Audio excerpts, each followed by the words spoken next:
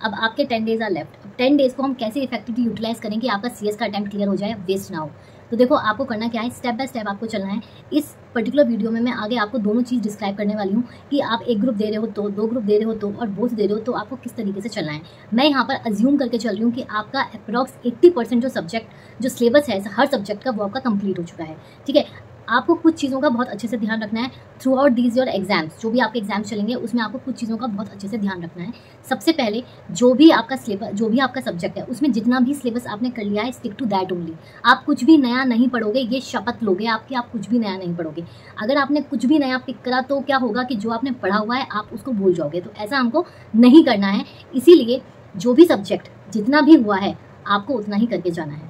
ठीक है, अब हम स्ट्रैटेजी पे आते हैं। तो ये है आपकी स्ट्रैटेजी और ये मैं आपको पूरा एक्सप्लेन कर रही हूँ, तो स्टिक टू दैट। और एंड में मैं आपको एक प्रो टिप बताऊंगी जो आपको फॉलो करनी है। तो इस वीडियो को एंड तक जरूर देखना, बीच में स्किप करने की जरूरत नहीं है अगर आपको 25 तारीख को अपना रिजल्ट पॉजिटिव देखना है तो। ये आपका जून 24 का शेड्यूल है। इसमें सबसे इंपॉर्टेंट चीज़ जो आपको ध्यान में रखनी है कि आपके एग्जाम 2 जून से स्टार्ट हो रहे हैं, ना कि हमेशा की तरह 1 जून से। इसमें आपको एक दिन का गैप मिल रहा है। जो बच्चे ग्रुप 1 या ग्रुप 2 मतलब सिंगल ग्रुप दे रहे हैं और जो बच्चे बोथ ग्रुप्स दे रहे हैं उनको कोई भी गैप नहीं है। आपके 2 जून से स्टार्ट होंगे एंड 9 जून को आपके एग्जाम्स खत्म हो जाएंगे। पहले होता था कि आपको जैसे 1 से स्टार्ट हुए तो आपको SBC में 2 दिन का टाइम मिल जाता था, 2 दिन का अधिकतर गैप होता था, बट यहाँ पर ऐसा नहीं है। तो ये चीज़ आपको ध्यान में रखनी है। How to effectively utilise 1 week before CS exams. अब आपके एग्जाम्स में देखो हार्डली 1 वीक लेफ्ट है, तो इसमें मैं आपको कुछ टिप्स और ट्रिक्स बताऊंगी। पूरा ग्रुप 1 के लिए अलग, ग्रुप 2 एंड बोथ ग्रुप्स जो दोनों दे रहे हैं बच्चे उन सब के लिए आपको मैं ट्रिक्स बताऊंगी। तो इस वीडियो को एंड तक ज़रूर देखना। और देखो अब जो टाइम बचा है ना उसमें बस आपको जी जान लगा के सिर्फ और सिर्फ पढ़ाई करनी है, क्योंकि ये हफ्ता एक बार अगर आपने इफेक्टिवली यूटिलाइज़ नहीं करा तो देखो 25 अगस्त को फिर रिपरकशंस के लिए तैयार रहना, जो कोई भी बच्चा नहीं चाहेगा, है ना। तो अब स्टार्ट करते हैं अपना। कल से आप स्टार्ट करोगे, ठीक है। तो आपके जो, अगर मैं ग्रुप 1 की बात करूँ, सबसे पहले मैं ग्रुप 1 के बच्चों को कैटर कर रही हूँ। ग्रुप 1 में सबसे पहले जो आपका लास्ट पेपर है ना टैक्स, वो आपको देखना है। तो 24 and 25 you have to complete your tax. सबसे पहले आप क्या करोगे, अपना टैक्स में GST कंप्लीट करोगे, और GST करने के बाद अगले दिन you have to complete your DT। इसमें आप प्रैक्टिस कर सकते हो, स्कैनर से प्रैक्टिस कर सकते हो साथ साथ, ठीक है, ताकि आपका टाइमली एक बार क्विकली रिवीजन हो सके। दूसरा, उसके बाद आप आओगे अपना SBEC पे, जो आपको कब करना है 26 एंड 27। तो SBEC में सबसे पहले you have to complete your part B and C and on 27 you will complete your part A। फिर उसके बाद जो हमारा सबसे इंपॉर्टेंट सब्जेक्ट, देखो सब्जेक्ट तो ऑब्वियसली सब इंपॉर्टेंट है, but from company secretary point of view 28 और 29 को आपको करना है अपना कंपनी लॉ। कंपनी लॉ में सबसे पहले you have to complete your part B, you have to revise part B।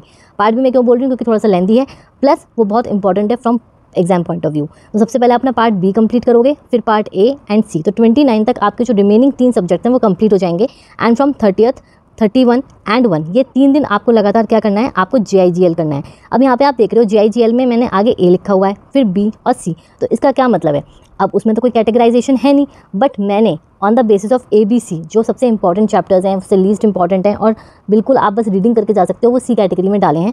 और ये वाली जो वीडियो है, ये जो शॉर्ट है, ये मैंने कल ही अपलोड किया है, उसका लिंक आपको डिस्क्रिप्शन में मिल जाएगा।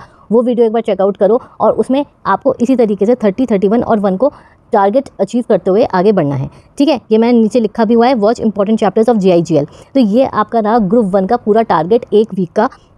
मैं ही चाहती हूँ कि बच्चों आप ये बहुत अच्छे से रिवाइज करो। अगर आपको कोई भी दिक्कत है तो आप मुझसे कनेक्ट भी कर सकते हो, ठीक है।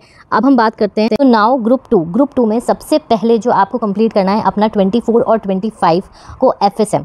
आपका 60-40 का सेग्रीगेशन है, इसको आप कैसे भी अपने हिसाब से कर सकते हो, ज़रूरी नहीं है आप पहले दिन 60 का करो, आप 40 का भी कर सकते हो, बट मैंने बाइफर्केशन दिया है, ठीक है। उसके बाद आपको क्या करना है, 26 को you have to start your EBCL। अब EBCL में आपका पार्ट B और पार्ट C, देखो ये कंपेरेटिवली ईजी है फ्रॉम पार्ट A।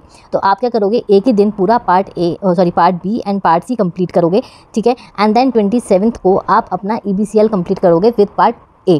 तो इस तरीके से आपके 2 सब्जेक्ट कंप्लीट हो जाएंगे। अब 28 को आपको क्या करना है, 28 को आपको स्टार्ट करना है अपना CMA में भी दोबारा मैं वही बोल रही हूँ, 60-40 का सेग्रीगेशन है, आप कैसे भी कर सकते हो। तो 28 एंड 29 आपका जो CMA है वो कंप्लीट हो जाएगा। इस तरीके से आपको चीज़ें कंप्लीट करते जाना है।